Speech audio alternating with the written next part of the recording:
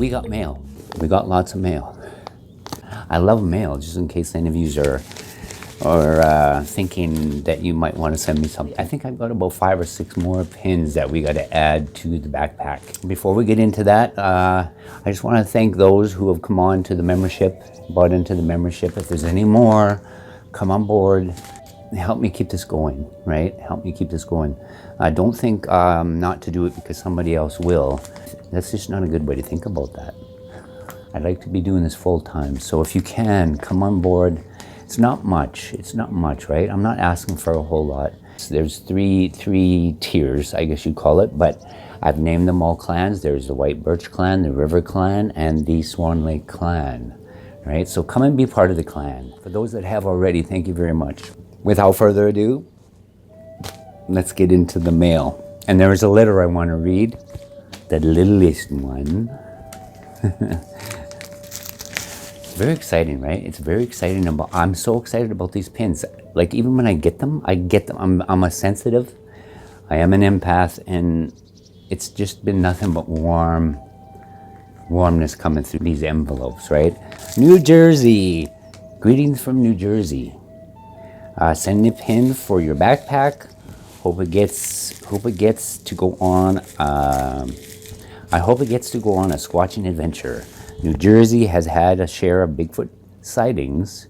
My area was on the Finding Bigfoot series. I believe on the right side of the pin is High Point, where it was filmed. Happy trails, Jackie. New Jersey's going on in the backpack. Mr.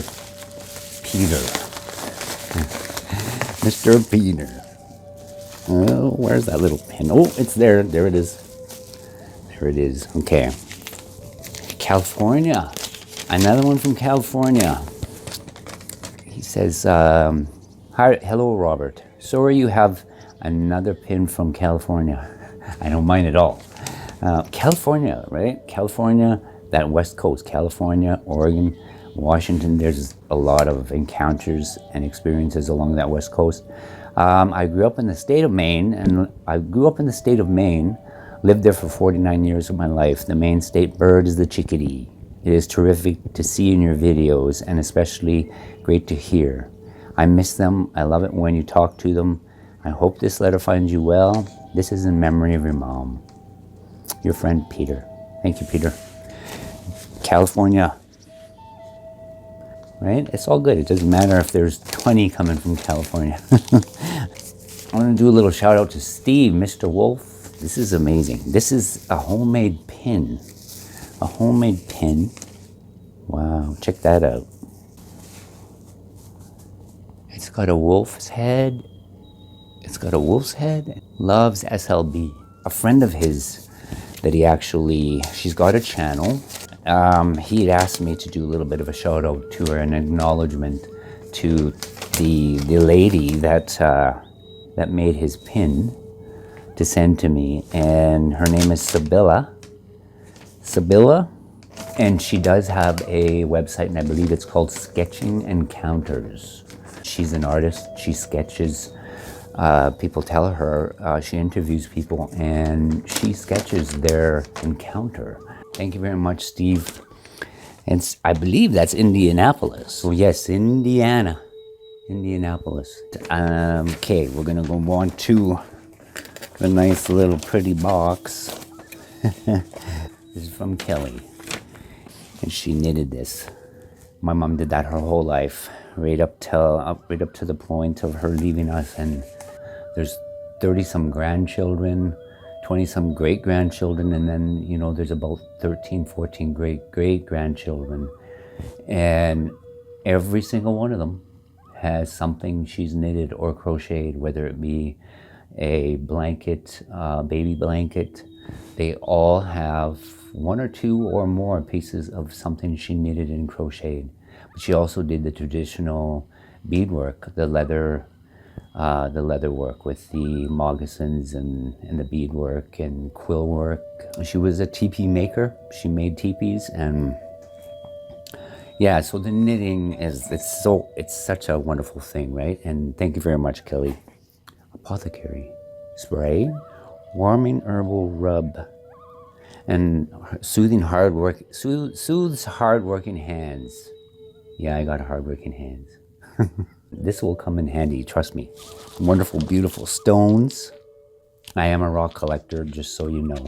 I remember, as far back as I can remember, we used to go to the river, where the river clan is. We used to spend a lot of time down there, and that's where we would walk along the river for hours.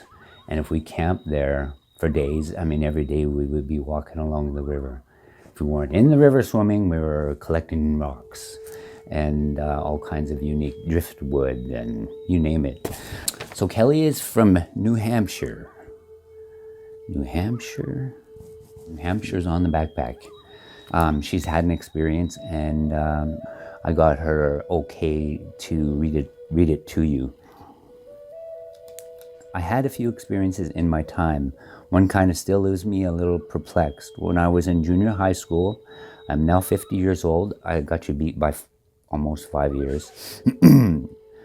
I was at a sleepover to a friend's house. Her home was nestled around a forested area with a long wooded driveway leading up to her home.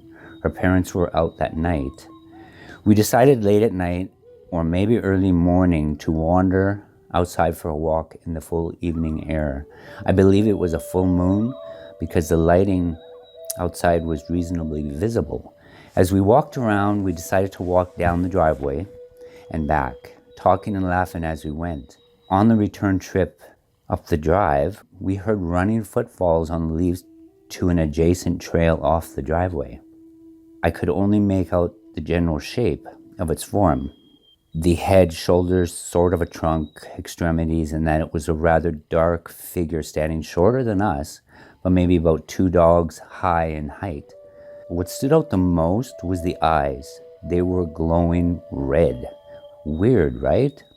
There were no lamps to make that color in the wooded area. It made no sound, but its feet hitting the leaves as it walked.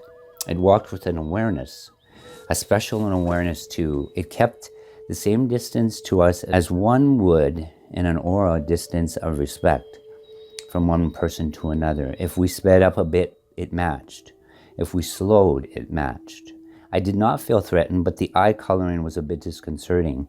We knew what was happening was not a normal occurrence, as well to the fact that her dogs that were outside hooked up by the house were going ballistic. I've never seen the dogs behave that way, even to guests pulling up.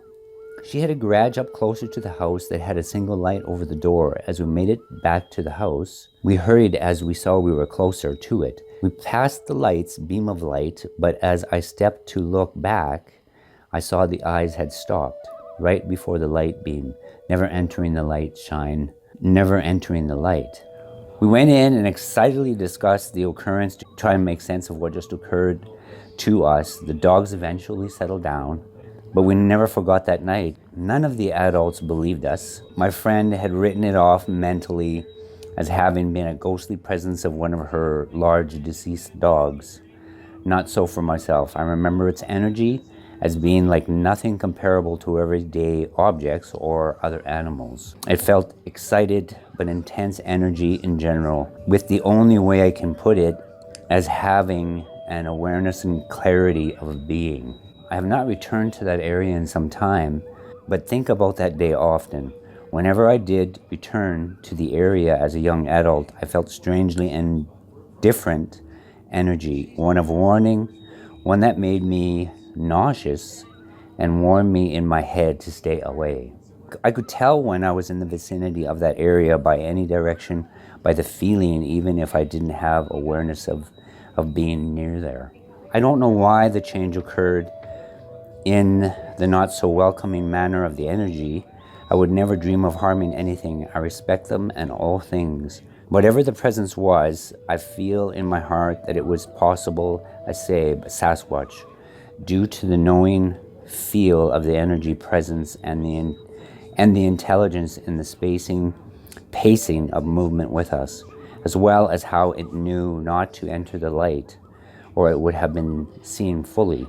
But I don't understand the coloring of the eyes or the energetic response to being in the broad area after the event. Well, thank you for listening to my story. I have been other places in the natural world as well and felt an energy stating you don't belong here, please leave, etc. But also, on the other hand, there have been places where the energy is an intense feeling of being watched or feeling in greeting, so to speak. Thank you again for all you do, for allowing us all to share in your personal journey with these amazing beings. You do the role as a guide, teacher, mediator extremely well. I look forward to being a part of what occurs next, as well as the supporting members' idea. Many blessings, your friend Kelly. I'm right there with you. I am right there with you. Trust me. I've had, as a young person, in my early teens, mid-teens, I've had quite a few experiences here, and very similar. You know they're there. You see them. You know, when you approach the adults, because you feel like you need to tell somebody or talk to somebody, they write it off. Oh, you're just imagining things, right? And I think that's where the biggest mistake comes from, is the parents. But I'm thankful that I didn't have that in my life. My mom saw them before I did, and so did my father. So that was a blessing. Kind of gave me a one-up to be okay with what I was experiencing, what I was seeing. But anyway, Kelly, thank you very, very much. Your pin is going on the backpack, and thank you for the goodie box with all the good things in it, and the knitting. I really appreciate that. Like I said, that's something that's close to my heart, and I appreciate it very much. I need a little sip of coffee. I got one last one. It's a shout out to Janine. Janine is from Red Deer, Alberta. She's in my neck of the woods, about probably 3 hours driving from where I am. Yeah, Red Deer, Alberta. It's going on my backpack. And she did send me some goodies. Check that out. Oh my goodness, that's a Bigfoot-sized marble, right? I'm gonna try to put that here for the clan that's next to the farm, see what they do. And this is very interesting. There's a little marble in there. That would be, when I see this, I think of a small baby Bigfoot. It would just be something so interesting, right, for a baby Bigfoot. And a bag of some more. There's another big one, fairly big one in there. That one's got some sparkle. I like these little bags. 2 things of tobacco. Very good, very good. When we go to the trees, like when we go and harvest, say, roots and stuff like that for medicine, for healing, when we take something, we always leave something, and it's usually tobacco. Just out of respect. We shouldn't take without leaving something. Even all these trees everybody's taken. Canada's actually been pretty good. I mean, they've reforested everything that they've logged out, and there's no clear cutting allowed anymore, so it's good, right? Black jade, that's a stone. Almost looks like obsidian, but shungite, a strong grounding properties. And check that out. She makes, that's paracord, I guess it's a bracelet. My favorite color is red, white, and blue, but also handy, right? You can take that apart and use that cord in a pinch if you need it. That's kind of cool. I know the story behind this. It was a river reed project that she was doing, but I asked her, why did you even think of making this? Because I've seen something very similar out there in some of these Bigfoot areas. I don't touch them or pick them up, but I have seen them. And I've seen ones too near to the river, like where the river clan is. And what they make them for, I'm not sure.